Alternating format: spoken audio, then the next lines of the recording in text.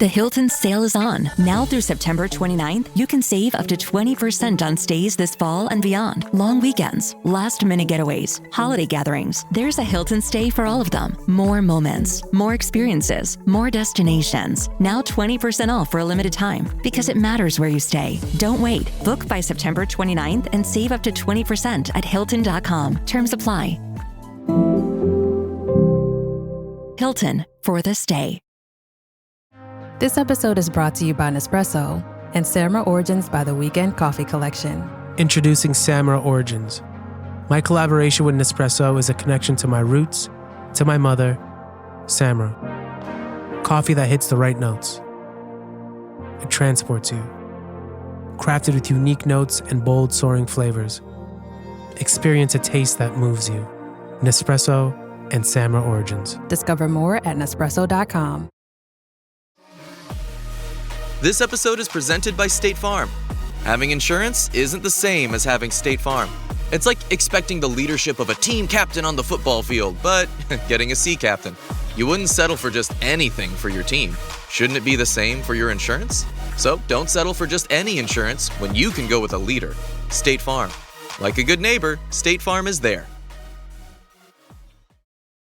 Navigate the gauntlet of uncertainty the world throws at your business with SAP. Whether it's a tropical storm hitting your warehouse or a short supply of those little plastic twist ties, SAP can help you tackle those unexpected crushing setbacks with its AI-powered capabilities. To pivot to new suppliers, automate paperwork, and source the twist ties you need at the price you want, so your business can stay unstoppable. Learn more at sap.com/uncertainty. And we are live. Welcome into the Falcons Podcast with me, your host, Garrett Chapman. Very excited to jump in here, even if the topics aren't necessarily the best of nature. It's not a victory podcast like we had last week. This is somehow much worse than what we saw here in week one.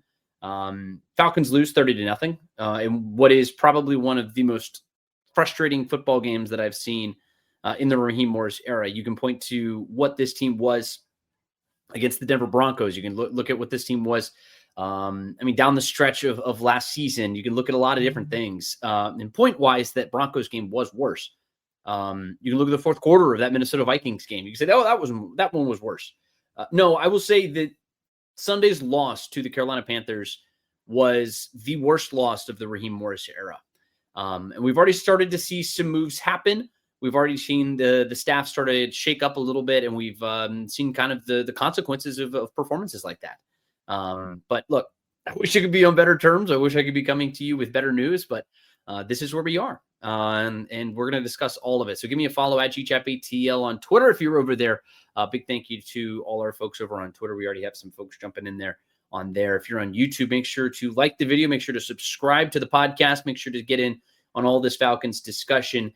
But tonight we're going to dig into these reactions to week 3, what we saw on Sunday. We'll discuss some of the issues that the offense is having, at least my perspective of these issues, ultimately what the team is doing to fix these issues. And then I'm also going to take your questions. So drop those into the comments. We're going to get to them as I can.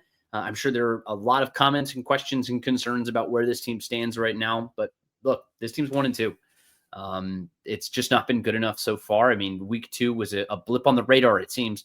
But these are the ebbs and flows of this season, and the Falcons, it's a turning point. That's what I've said.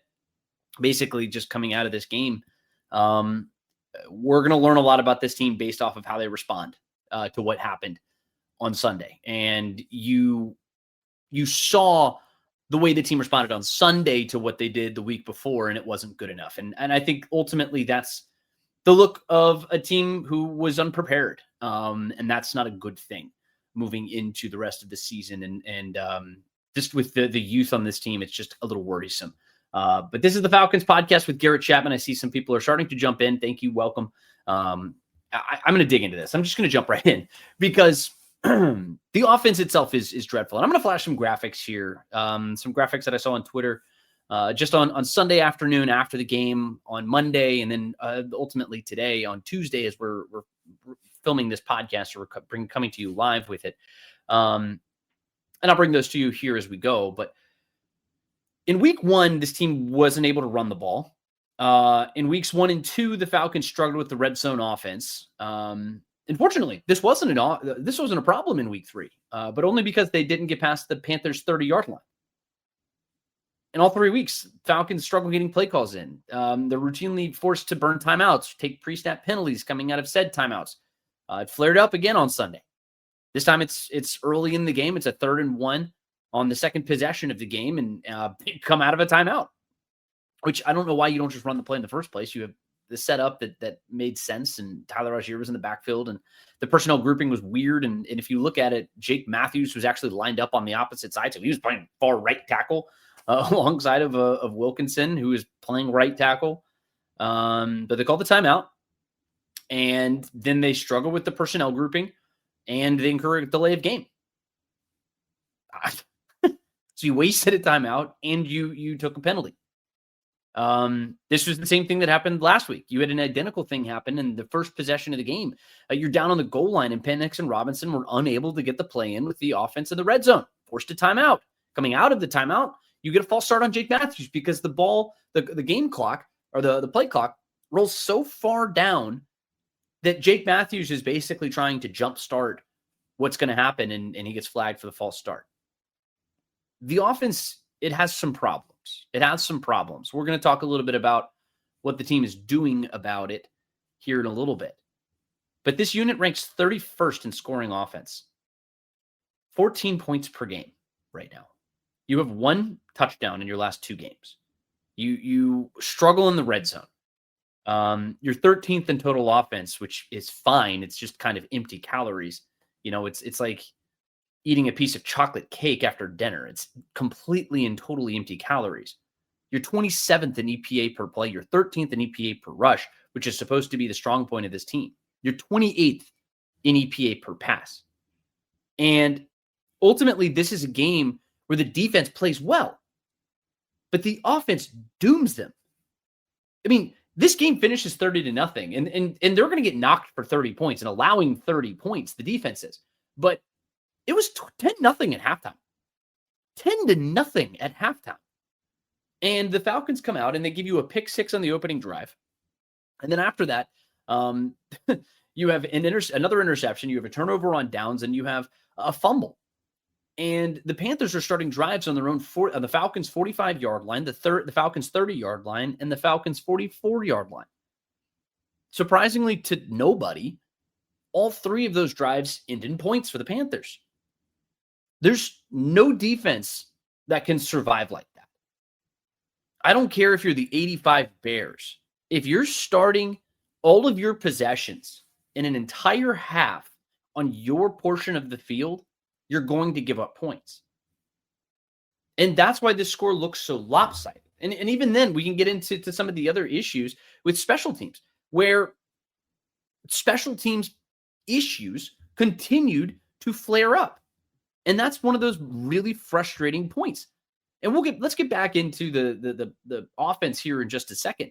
Let's talk about the special teams issue, because we're just talking about something that I feel like it's not the sole reason, obviously, because the offense is going to take a lot of the attention, but it's very symbolic of the way Atlanta's lack of execution across the board dooms them in this game. You know, you look at what Parker Romo does. He misses 2 kicks. You have the strong opening drive. Parker Romo sails a kick and just a hideous kick. He missed so badly to the right. So badly. And then he comes back in later in the half, and he misses it to the left this time. And Raheem Morris said it after the game. He said it on Monday. It's deflating. It's deflating. And it's to the point where you have a young quarterback who now thinks, and now really he knows that he has to be perfect. He's got to be perfect. And it's a guy who I already feel was feeling apprehensive. It just took the wind out of the sails of this team. But he's not alone. The special teams issues are continuing. They looked great in week 2. They struggled in week 1. They gave up the long kickoff return. They had a punt that sailed, and then the punt goes long, and then they ended up the Bucs return at like 50 yards, and it gets them on the board. In this game, you have Ray McLeod getting tackled by Billy Bowman in a punt return. Ray McLeod was the guy fielding the punt, folks. He fielded the punt. His own teammate tackled him. In kickoff return, Nathan Carter, he misjudges a kickoff. He backpedals and slips. And the ball, because it goes from the landing zone, which is in between the goal line and the 20, it lands in there, or it's touched in there, and then he goes back into the red zone, the end zone, and he kneels it down. They start on the 20-yard line. If he lets the ball go through because it's going to go through the end zone, then they get to start the ball on the 35-yard line. That's a 15-yard difference. Later in the half, Natrone Brooks comes in, I'm assuming because Nathan Carter was benched. He misreads a kick, and it's a knuckleballing kick, and credit to the Panthers kicker. He did a really good job of this. He misreads this kick, and because of that, he has to turn around and go get the football, and then the Falcons are starting on the 10-yard line. Bradley Pinion, he mishits a punt badly, and it goes just 25 yards. The Panthers get the ball on the 31-yard line. They don't get anything on this possession, but this is coming right before the end of the half. So they punt the ball back to the Atlanta Falcons after a 3-and-out. And because Bradley Pinion's punt was so bad, the Falcons now have to start on their own 20-yard line. And they have to go the length of the field. And who knows? Maybe if they don't burn the timeout earlier in the half, it's a nullified point, and maybe they can get Parker Romo some confidence, and maybe he can make a kick at the end of the half, and the game's 10-3 going into halftime. That's a different football game, and it feels completely different than Darnell Mooney receiving a pass and then just going down and then just walking into the locker room. It's just a perfect example of all the things that have gone wrong. And it's just a lack of execution. It's dropped passes. It's vanilla play calling. And let's talk about that. Because Zach Robinson's getting a lot of blame. And I think to a lot of to an extent, I think all of it is accurate.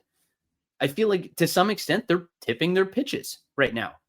And PFF went through and did this. And I saw this on social media. I don't remember who tweeted it, but 93% of the Falcons' shotgun formations are passes. 93% tells me that, okay, you're going to line up in shotgun. I don't need to defend the run. Great. I can just drop back into coverage.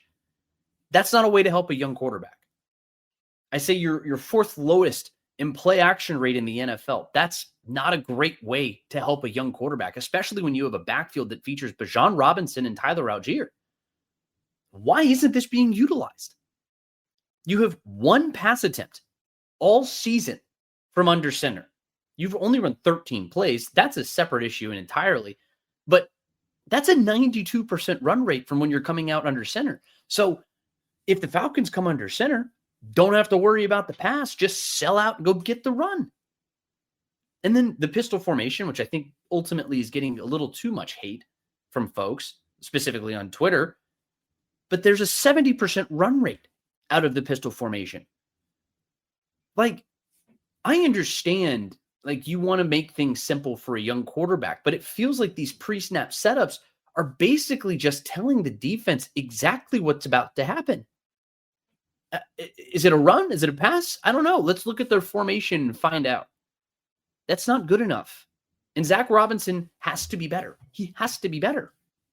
And ultimately, whether it's him or if it's Michael Penix, he struggled. Penix did. This was his worst game. This was by far his worst game as a pro. I mean, let's look at one of these things right here. This is one of my first graphics. And look, the numbers are bad. Ben Baldwin does a very good job. I think he's Computer Cowboy on Twitter. He has a good idea to kind of contextualize what we're looking at here. All right, so you can see from right here, his efficiency is just dreadful. And you see the line going right through. That's kind of your median point, your average point. His efficiency numbers are dreadful. This is dreadful. He's right there with Tua, a guy in Miami who's leading debatably the worst team in the NFL right now, an offense that's about to get their head coach fired. Bo Nix, similarly young quarterback, but you can see basically just from the on the bottom you have the PFF grade, and on the left it's an EPA per play, so passes, rushes, and penalties and everything else. So everything else that's measured with EPA. It's not good. This is really good. Really not good. His efficiency is struggling right now. It's really not good. And in week 3, he completes 18 of 36 passes, 172 yards, no touchdowns, and 2 back-breaking interceptions, including a pick 6, right out of the half. He looks hesitant. He looks like he's struggling to connect with his wideouts, which leads to another decision that the Falcons made earlier this week.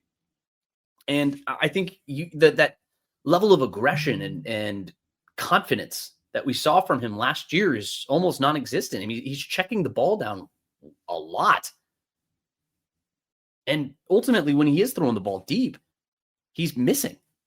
And you see situations where he's sailing the ball, he's throwing it high, sometimes he's throwing it low. Like it's not good for Michael Penix. And I think week 2, you saw this too, but it was to a lesser extent. I felt like it was more taking what the defense was giving him in Minnesota compared to what we saw in Carolina, where week 2, he had a lead that he was playing with. Week 2, he had a lead. Week 3, he's trying to play from behind, but not make that back-breaking mistake. And you see in the film when he's looking down the field. He looks down the field and then panics and throws to the other side. He throws to his check down. That's what led to the pick 6. That's what led to, I believe it was to Charlie Warner to the right side. He throws it out to his right and doesn't see a linebacker's right there on top of him, and it leads to a pretty significant loss. I think it's like a 6-yard loss or something on one play. He's guessing a little bit, and that makes me very worried. It's really worrisome. His last 2 games, I don't think he played poorly in week 2. I don't think he played poorly at all, but through his last 2 weeks, he's completing 54% of his passes. 307 yards, great, but no touchdowns, 2 interceptions. It's not good. And the other worrisome thing is right here. His pass blocking is great. It's just fine. You see it is right up there on the top right. He's up there with the Bills, the Cardinals, the Broncos are way out there. He's in the good quadrant right there. It just tells me he's being apprehensive in the backfield. It tells me he's got some problems. And I think a lot of it has to do with his communication. And the team's doing some things to address that fact, or they're trying to. But you see this here. I tweeted this earlier this week on a Monday or on Sunday. I can't even remember. It'll tell you literally in September 22nd, so yesterday. His explosive pass rate, the deep pass rate in the NFL right now, 4%. It's 4%. He's not throwing the ball down the field. The numbers aren't good. You can see from this, it says he's struggling with the explosive offense. He's 1 of 7 with an interception on 15-yard passes down the field. He's 1 of 17. He's completed just 1 pass down the field. As a scientist, I can tell you that Sundays are only 24 hours long. But with NFL Sunday Ticket and YouTube TV, you get every game every Sunday all in one place. That's upwards of 30 hours of NFL in one day. How can there be 30 hours in 24 hours, you ask? I have a theory. Magic. New users get NFL Sunday Ticket for 8 payments of $34.50 per month. Sign up at NFLSundayTicket.com. Local and national games on YouTube TV. NFL Sunday Ticket for out-of-market games excludes digital-only games and commercial use. Terms and embargoes apply. Availability varies. Raise the rudders! Raise the sails! Raise the sails!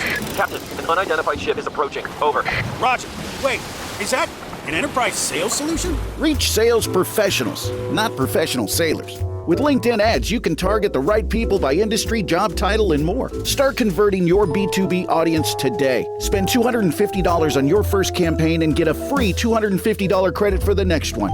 Get started today at linkedin.com/campaign. Terms and conditions apply. And look at what the numbers were last year. That's what kind of got a lot of fans excited, super excited about what this offense could look like. Second-year play caller was Zach Robinson. Young quarterback with a beautiful arm, throws a great football. You got Darnell Mooney and Ray McLeod and Drake London and Kyle Pitts and Bijan Robinson. The weapons are there. And you saw the flashes of that last season. 316 yards on 15-plus yard air attempts. Second most in the NFL. Second most. We're talking about numbers that compared to MVP level players. He was on par with guys like Josh Allen He was doing all these. And look, I'm not down on Michael Penix. Let me be very clear on the fact that I'm not being down on Michael Penix.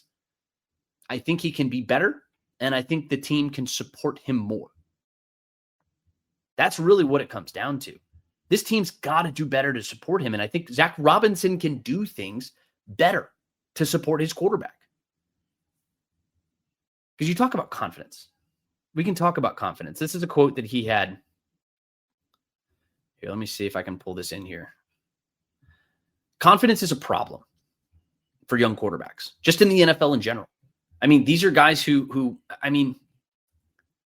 they need to get support. They need to have folks come in and believe in them. They need to have people who give them opportunities. And these negative moments are going to happen. It's how they respond to these negative moments that really defines who they are. Every quarterback does this.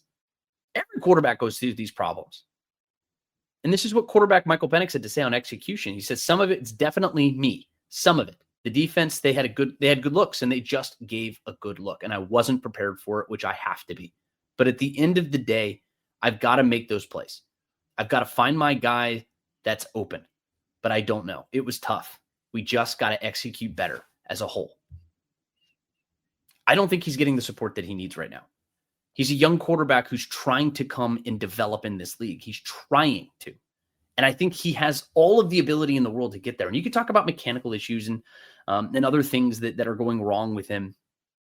But I think he's going to come back. I think he's still got moxie. He's still that guy.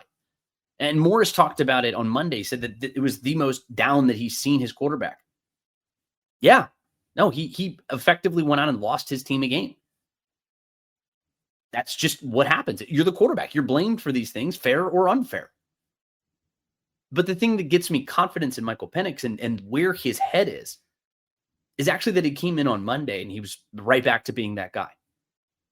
That's a captain.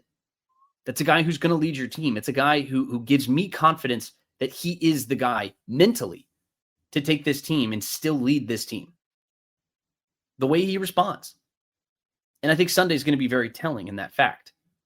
But this guy has the ability, and I think this team still has the talent. We can all agree that the talent is on this Falcons team right now. They have talent. I think the quarterback is going to improve. I think all of these things it happens in the NFL. This game is hard. This game's really hard. And if you judge any quarterback, damn near any quarterback, on what they were after 6 starts, and maybe you say that's who they're going to be as a pro, I think you're doing a disservice to those teams. You're doing a disservice to those players. You can probably pull any Hall of Fame quarterback and see the exact same thing. Peyton Manning, I think he was 1-5 over his first 6 games. I think he threw, a dozen interceptions or something over his first 5-6 games. That guy became known as the sheriff and one of the greatest quarterbacks ever to put on a helmet. This is normal in the NFL. Ebbs and flows are to be expected. And if you go back to one of my earlier videos, that is what I said. That was something that I pounded the table on. I said it on my radio show on Sports Radio 92.9 The Game. I've said it a long time that this team needs to be ready to ride the wave of a young quarterback. It's the reality of having a young player. That's okay. It's okay. It may not be okay for the staff who needs him to be at a high level, who needs him to be an elite quarterback. We'll see what the repercussions are of it, but we've already started to see it. But what can you do to help build this guy's confidence? I don't think Zach Robinson did a good enough job. Plain and simple. I don't think he ran the ball enough. Look, I have a hard time critiquing play callers in the NFL. These are guys who know more about the game of football than most anybody, myself included, anybody who's watching this video. They've probably forgotten more than we know, or we will ever know. It's just a reality. These guys do this for a living, and they're at the highest level of this craft. But at the same time, why is Tyler Algier getting 1 carry in this game? It's a 10-0 deficit at halftime. Why didn't Bijan Robinson get featured in this game? You're facing one of the worst rush defenses in the NFL, and you didn't give the ball to your best player enough. That's a guy who needs to be touching the ball 20, 25 times. And I understand game flow and everything else. It dictates. It was weird the way it kind of all fell out of whack by the end of the game, but it's not good enough. It's not good enough. You have one of the best players in football. Somebody who Raheem Morris himself says is the best player in football. And you only gave him the ball, 12 times in this game? I have a hard time believing that that makes any sense to me. And ultimately, this team is too up and down. There's too much fluctuation. There's too many bad moments here and good moments there. To some level, it's expected with a young team. You've got a lot of young defenders. You've got a young quarterback. But that's where coaching needs to elevate. That's where coaching needs to take this team and kind of bring it in.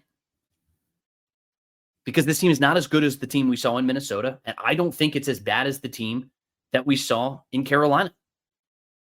The truth is probably somewhere in between. But now we're going to find out what they're made of. Raheem Morris can say all the right things.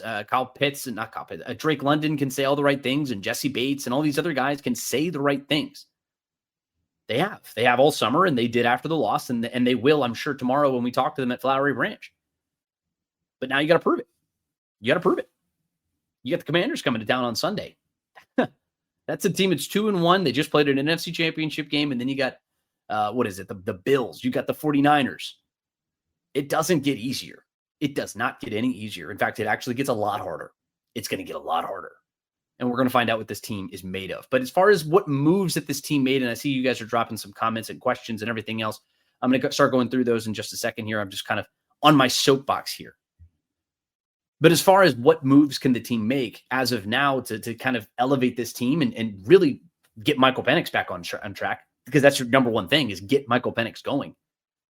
Raheem Morris said it's a lot of stress on a young quarterback, but without a doubt, quote, without a doubt, we'll do those things going forward to help him out. So what are those things? First things first, Zach Robinson, he moves to the sideline. You can feel the frustration hitting a boiling point there with Zach Robinson. I don't think he's necessarily at the fireable level yet. It's going to get closer and closer, especially with a head coach and a front office that are feeling the heat to reach the postseason. That you can't afford to give away games. And this was really one of my biggest concerns coming into the season.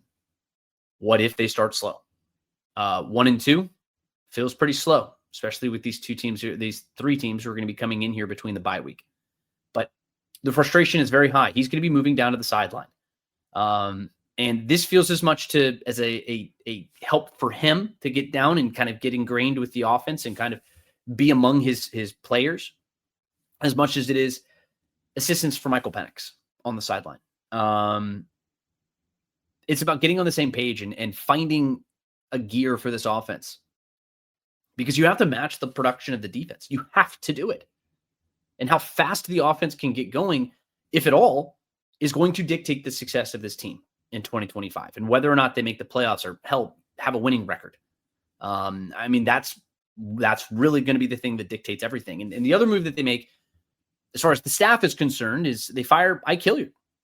TJ Yates, the passing game coordinator, he's going to come in and he's going to assume that role. It was actually a role that he had with the Arthur Smith era. And Josh Kendall of The Athletic, he said basically, quote, "The move was strictly performance-based, according to a team source. No Atlanta wide receiver has caught a touchdown pass this season, and the group was out of sync with Michael Penix all day on Sunday." And that's, look, 2025, it's been a struggle for the wide receivers. They have not been good. They've also largely been unhealthy, but they haven't been on the same page as their quarterback.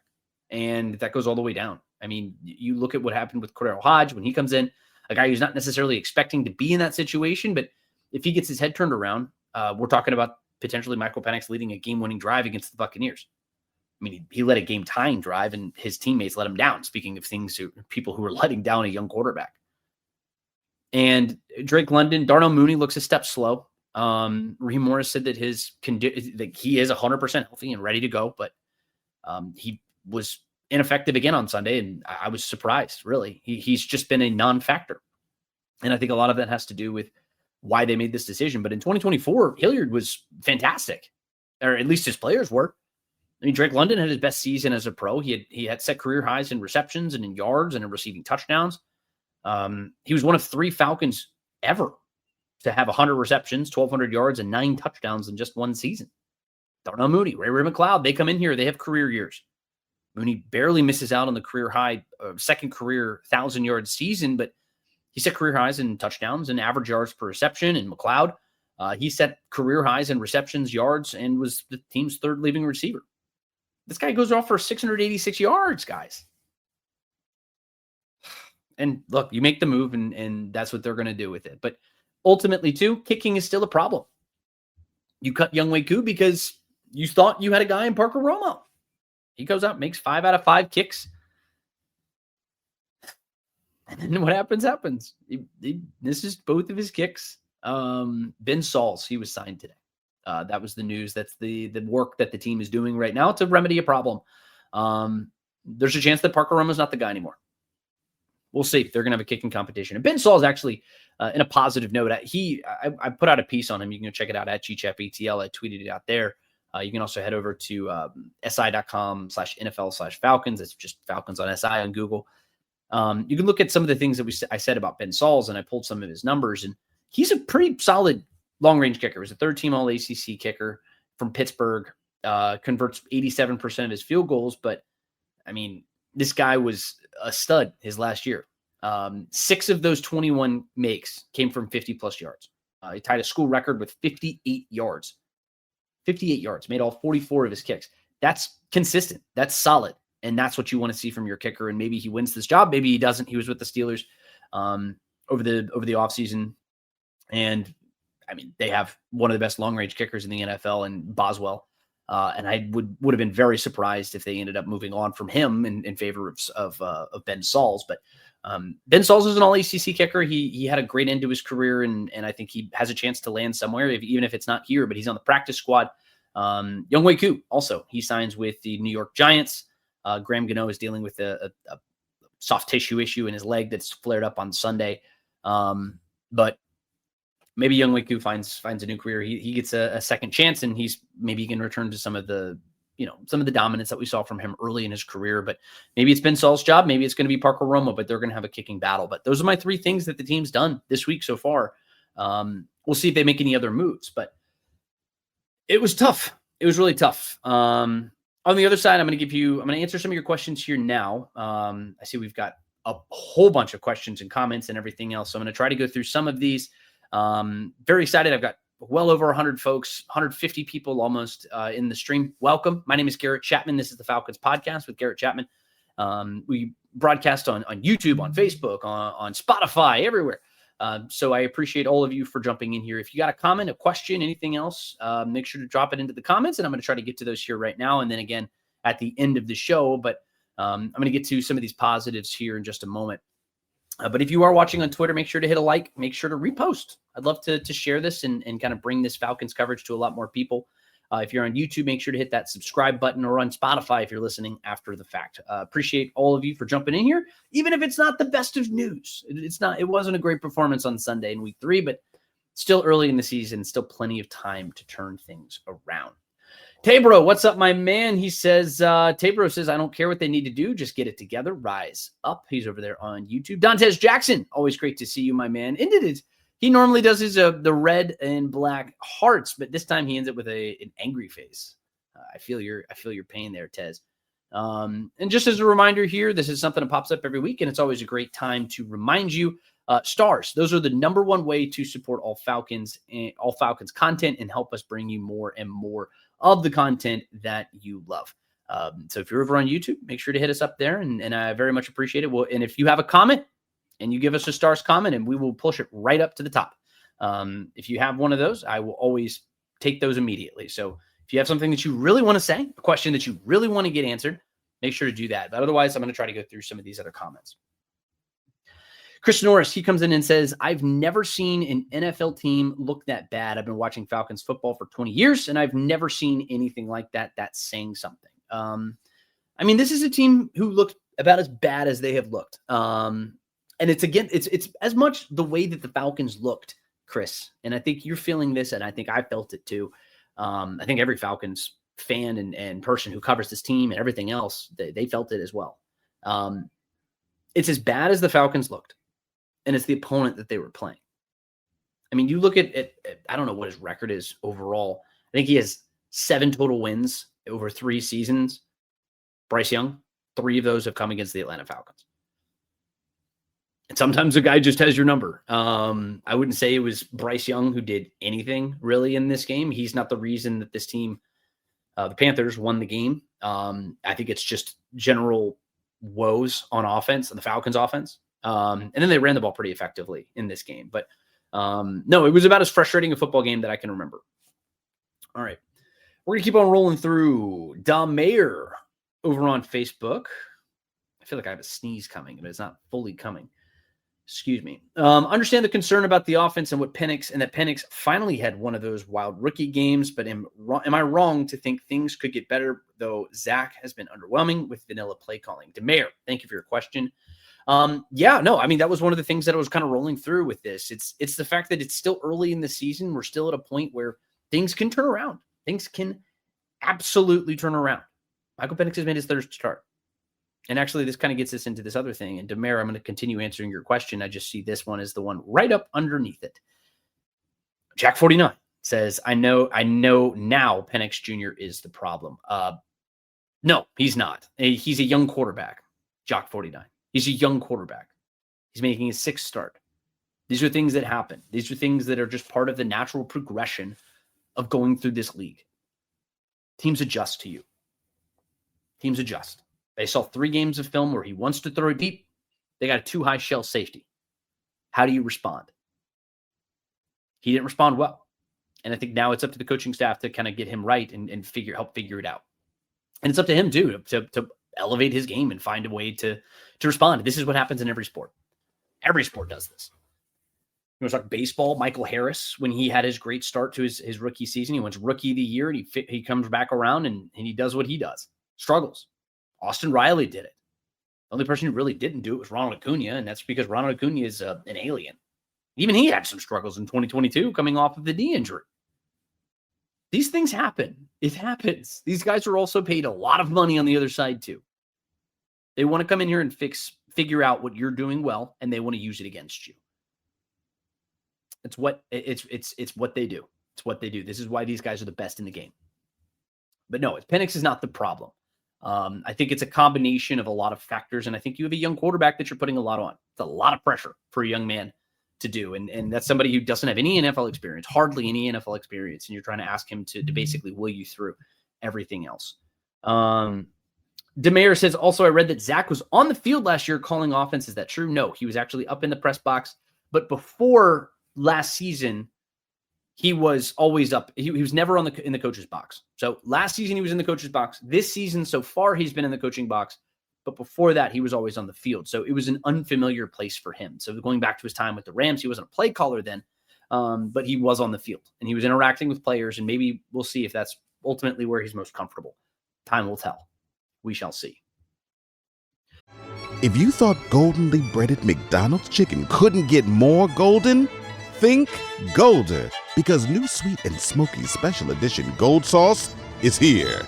Made for your chicken favorites. At participating McDonald's for a limited time. Mint is still $15 a month for premium wireless. And if you haven't made the switch yet, here are 15 reasons why you should. 1, it's $15 a month. 2, seriously, it's $15 a month. 3, no big contrast. 4, I use it. 5, my mom uses it. Are you playing me off? That's what's happening, right? Okay, give it a try at mintmobile.com/switch. Upfront payment of $45 for 3-month plan, $15 per month equivalent required. New customer offer first 3 months only. Then full price plan options available. Taxes and fees extra. See mintmobile.com.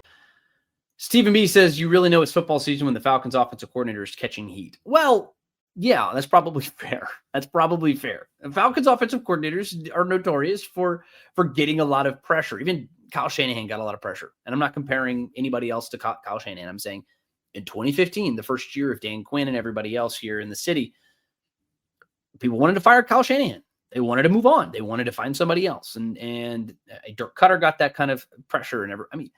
Steve Sarkisian got that pressure. Arthur Smith was his own play caller, so I guess you could say he was getting pressure from the beginning, but that's a different thing entirely. But yeah, I hear what you're saying, Stephen B. Jack Piazzi, excuse me. He says Penix isn't the problem. I agree. He's not the problem. He's just young, and you have to support him. You have to find ways to elevate his game and find something that works for him. He isn't the problem. We're going to keep on going through. Jack Piazzi says, got to give our quarterback in his 6th start maybe 5 to 10 seconds to read his keys, not sprint to the line every play after the call comes in late and then trying to get a dummy motion in. Good thing I read the whole thing there. Yeah, I was saying 5 to 10 seconds. You're not going to have 5 to 10 seconds in the NFL just in general as after a play is snapped, but I now understand that it's, look, the play calls have to be faster. And Matt Ryan actually talked about this in his podcast last week. So it was about this time last week, maybe it was Wednesday, Thursday of last week. And he basically said it's more important to be decisive than it is to be right? That is an important thing in the NFL. Generally speaking, if you're prepared, you're going to be more often right than wrong. But if you're not decisive, it doesn't matter if you're right or if you're wrong. It doesn't come in time, and you're not able to get, and you're putting your team in a bad position. I think ultimately the Falcons have been putting themselves in a bad position. And on last 2 weeks ago against the Vikings, Raheem Morris blamed the noise.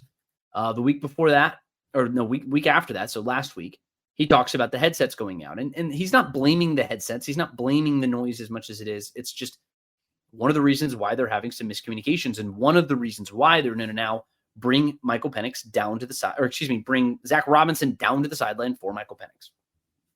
We'll see if it works. Demir says on that first kick, it seemed like the wind caught the first field goal, or if it was Romo missing. He said he kicked the ball on the outside of the football when we talked to him afterwards, and it spun the football out in a weird way, and that's why it spun like that. That wasn't wind. It was a perfectly calm day. It was not wind, Demir. Keep on rolling through. I see some people were talking about Michael Penix here. We'll keep on rolling through. And again, if you have comments that you want to jump right to the top, then I'm more than happy to do that. You just got to put a star on it, and I will get you through here. So Clay Melton says, it makes no sense to me that we had no trouble getting in plays last season, but somehow we do now. I don't believe the issue is what Raheem says it is. I don't know how much of an issue it was last year. I don't think it really was, but you also had a veteran quarterback for most of the season. I mean, for all of the shortcomings that Kirk Cousins had at the end of last year, he's still a veteran quarterback. And then the deficiencies from the Achilles injury and everything else physically at the beginning of the season. He's still a guy who's played in this league for a decade, and you're able to do things a little bit better with a veteran quarterback under center than you are somebody who's made 3, 4, 5, 6 starts. I mean, that's just a reality here. You need to give him a little bit more time, and it becomes more glaring when you have a younger guy who isn't as experienced with these types of situations. So it wasn't as much an issue last year, I'd say, because you had a veteran quarterback under center. Now, that's not a reason to go back to the veteran quarterback. I'm not trying to suggest that at all. I'm just saying these are some of the growing pains that you have to go through with a young quarterback. Bruce Taylor says the Falcons will lose the next 2 games and blank. He says blank will clean house. Sorry, but Raheem Morris is not good as head coach. I've never seen a Falcons team look this lost. Penix looks bored as fuck. I don't think that Penix looks bored. I completely disagree with that. I also, apologies for the cuss. I see the AF, and that's just what I said. So apologies for that one. But no, even if you lose the next 2 games, they're not cleaning house. You're going to go into the bye week. Or actually, no, I believe you're going to hit the week 5 is the bye week. So you're not going to do it after the bye week, right? So you're going to come out of it. If you lose to the Commanders, you'll be 1-3. Then you go to the bye, and then you hit the Bills, and then you hit the 49ers, right? I don't think that they're going to clean house this early in the season. That's just not something that they're going to do. They're going to give it an opportunity. There might be some pressure, maybe if Penix comes out and he still looks bad. There's a chance that you see them go back to Kirk Cousins. I don't think that that's a popular decision. I'm just trying to say that might be something that they would consider in a bye week early in a season and see if you can get them back on track. Because you're looking at a desperate coach. You're looking at a desperate front office to get this situation corralled. If they lose the next 2 games, you'd be 1-4. It'd be really bad start to the season, and I don't think that they're cleaning house necessarily, but we'll see. I don't think that's necessarily going to be what happens. Yeah, Jock49 keeps coming in here with some other stuff. He's just trying to rage bait. Yeah, I see that. So Stephen B comes in and he says, is Algier really the elite? I don't know what that is. Backup running back that some claim. Yes, he is an elite backup running back. He is an elite backup running back, Stephen B. He's somebody who's going to come in here and give you something physically that not a lot of running backs can do. He may not have that explosiveness that a lot of guys like. Maybe, I mean, if you were watching Monday Night Football, you saw David Montgomery come in and give you a next gear, right? And it's something that Jahmyr Gibbs doesn't really give you. It's very similar with this. Maybe it's just, I'd say Tyler Algier is more physical and he's not as home run type. That's just my 2 cents on what Tyler Algier is. But yeah, no, I still think he's an elite running back. He's somebody who gave you 1,000 yards as a rookie, right? You don't just come into this league and get 1,000 yards as a running back for nothing. That shows that you have top end ability, that you can be a bell cow. Yes. So yes, Tyler Algier is a really top end back and he's a strong player. Clay Milton comes back in and says, I just have trouble blaming Zach when you see all the open receivers and miss passes, not a few, a lot. Yes, Zach needs to improve, but if your quarterback is that inaccurate, it doesn't matter.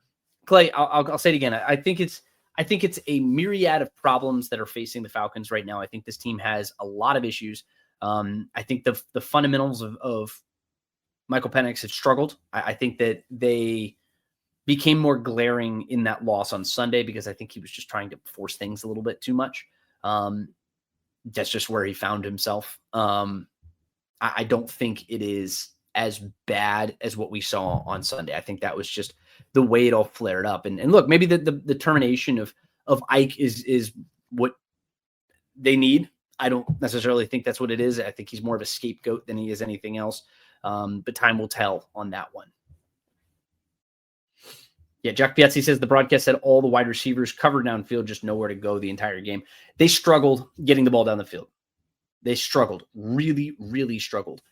It looks like Jack and Clay are going back and forth, so I'm going to keep on rolling through. Yeah,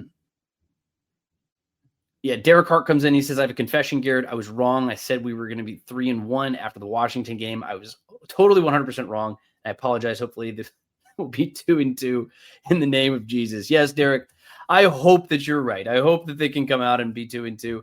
And Derek, you and me both, man. I mean, look, I didn't think that we would be 3-1. That's not where I stood. I think I firmly said I was in that camp of being 2-2, and I think that would have been a really good spot to be in. But I appreciate you, my man, Derek. Derek's he's been sticking with us here from the beginning of this podcast, and I really appreciate you. Edwidge Bon Macho, Tampa will destroy you guys again. Thank you, my man. I think you came in earlier. I think that's where we saw you, but appreciate you jumping in and supporting the podcast. But we're going to keep on rolling through. I'm going to scroll down a little bit. I still see some folks are kind of going back and forth. T Green, he says, keep pounding. Falcons going 1-11. Y'all season over. No, it's not.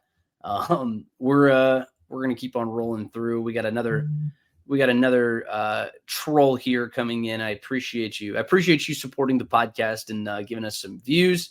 Keep on rolling through. All right. Trevor Gilmore. So he comes in here on Twitter. He says, why is Bijan 8 yards behind the line? He missed 2 big touchdown opportunities because he was so far back and made an early cut. Zach Robinson's scheme had Penix playing flat-footed.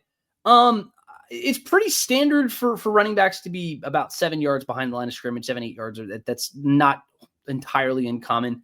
That's a schematic thing. I see you cite Dan Orlovsky talking about it. I don't know what it is you're referring to necessarily with Dan Orlovsky. I'll go check that out. I'm more than happy to. I think Dan Orlovsky is a very smart person. He knows a lot more about football than most any of us. I mean, he's a guy who played in the league for a few years and he does a great job over there on ESPN. And I'd love to go check that out. So Trevor, if you have this, if you can cite that, please pull it up to me, and send it my way. I'd be more than happy to check that out. Keep on rolling through. I see a lot of people are still going back and forth. All right. So let's get into some of these positive things. So if you have some other comments, you have things that you really want to see, make sure to drop the star onto it and charge that comment, and maybe we'll get it up in here and we'll get in here. But if you're a Panthers fan or a Bucks fan or whatever else, I appreciate the engagement, appreciate the comments, appreciate the views.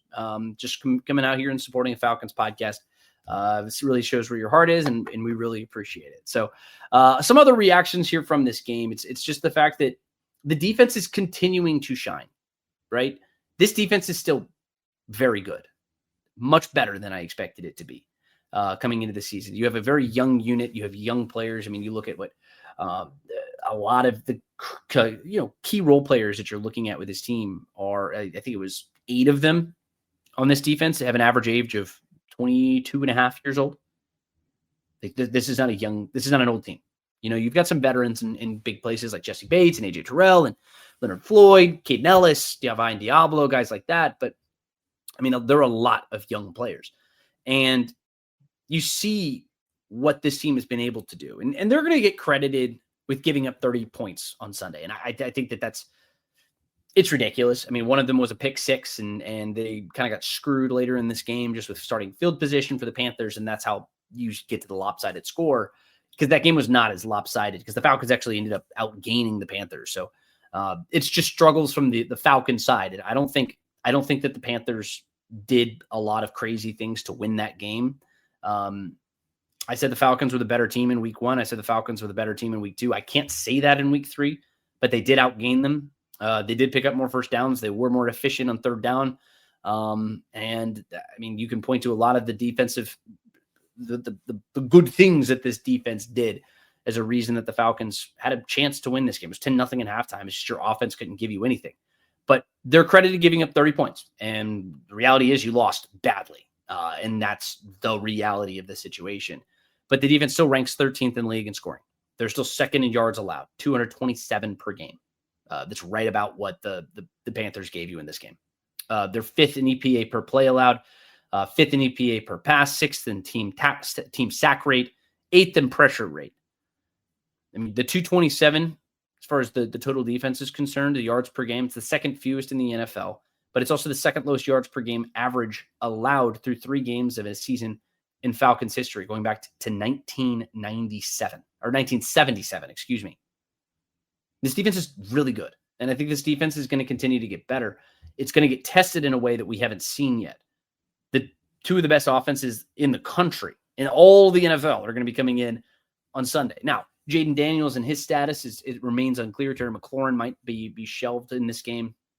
But this defense has looked ready. And AJ Terrell, I think it's worth noting. There is no real update here on AJ Terrell. We weren't able to talk to Raheem Morris on Tuesday. He told us that we would know more later in the week when we asked him on Monday. But D. Alford does play well, albeit against a pretty lackluster passing attack from the Carolina Panthers. CJ Henderson, in other news, was released by the team. I put out a piece on that. You can go check that out, Falcons on SI. But no, this defense is playing at a really high level. And the defense gives me confidence that this team is going to get back on track, because it is the underbelly of this schedule comes in the second half. That's why you look at a lot of these guys who are saying, I see some Panthers fans in here trying to jump in here and say you're going to 6-11 or whatever. It's never as bad as it looked, and it's never quite as good. Like I said before, it's somewhere in between. And this Falcons team, I think, is going to be in pretty decent shape. They just have to figure some things out, and all of that will come. I don't know what YW means. He says YW Garrett. I don't know what that means. It's fine. Appreciate you supporting the podcast, T Green. Yeah, you're whoever you are on YouTube. I appreciate you. You're giving us a view, and I do appreciate it. Tony Bradley over on Facebook, and I'm gonna take your questions for the rest of the podcast.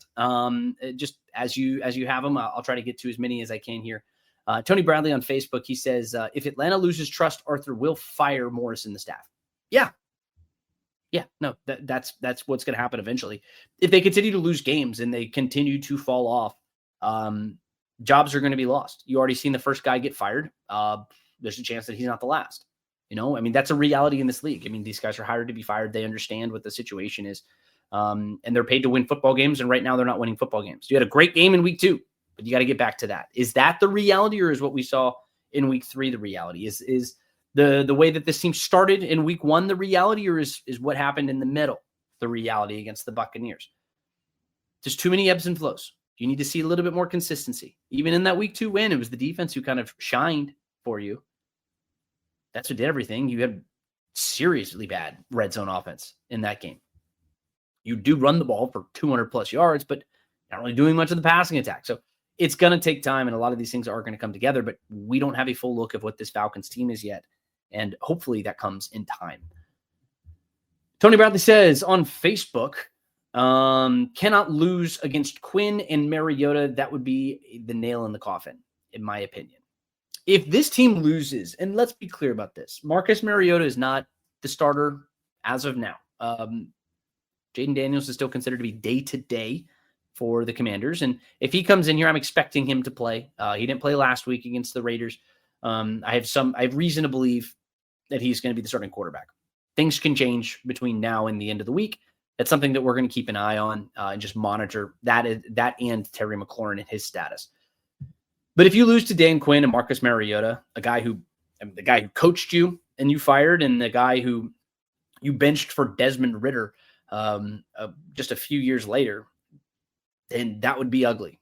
That would be very ugly. So Tony, to your point, yeah, that would be kind of a bad situation. The MD20 says, hopefully with Robinson being on the sideline, Penix can have time to get to the line and call checks, ID the mic, and actually see what the defense is doing. I hope so. I think it's just as important. I think it's going to be important for Zach Robinson and Michael Penix to be able to talk one-on-one and be able to look each other in the face during the game and talk to each other. And I think that kind of thing is valuable. And that's something that I think is going to help a young quarterback. And he can get eyes in the sky, and they can give him some feedback on what they're seeing. And it's different for every coordinator. I mean, different guys do different things, and different things work for different players. And we'll see if this ends up working for the young quarterback. It better. I don't see a lot more manipulation and things that this team the staff can do to kind of make it work, but they need this to work. It's got to work. So far it hasn't. And maybe this change is what it is what it needs. Antonio Forte, talk is cheap. I think you're responding to T Green. Yeah, so I'm going to continue to go through. T Green's given us a lot of support. Appreciate you, man. Yes. Yeah, so I think that's pretty much it. So so I'd say like we've got a lot of Panthers fans jumping in here. Good for you guys. Good win for the Panthers. Great win for you guys, and we'll see if that means anything for them moving forward. Ultimately, this is just another stepping stone. It could just be another hurdle for the Falcons. It could be a sign of things to come for the Falcons, and time will tell. Time will ultimately tell. But we'll see what happens on Sunday. I mean, the Commanders and the Bills and the bye week and everything else. I mean, we got to see this team get better, and it better improve in a hurry. Just because this team is going to be feeling the pressure here coming in over the next couple of weeks. But big reminder, coming up on Wednesday, we've got Scott and Nick. They're going to be live with you at 8:30 in the morning. If there's content you want to see on this channel, just in general, make sure to drop it into the comments. Make sure to let me know. Or hit me up on Twitter at GChapATL. That's the best way to get in touch with me. But we will be back on Thursday at 6 o'clock with our pod as we start looking ahead to next week. We'll have more updates on Jaden Daniels, and I'll be able to talk to you about everything that I have heard up there at Flowery Branch when I go up there tomorrow. We got a very busy day on Wednesday. We're talking to Jeff Ulbrich. We're talking to Zach Robinson. We're talking to Raheem. We're talking to Michael Penix. We're talking to everybody. But make sure to hit that like button. Make sure to subscribe to the podcast. Make sure to give me a follow at GChapATL on Twitter. Just to stay up to date on all the content that we have coming out. It's a big news day yesterday. It's going to be a big news day again tomorrow. But you can also head over to Falcons on SI. Just Google it. You can check it out. SI.com/NFL/Falcons and get your fix there too. My name is Garrett Chapman for Falcons on SI. I'll see you all very soon. But until next time, be kind to another. Talk soon. Go Falcons.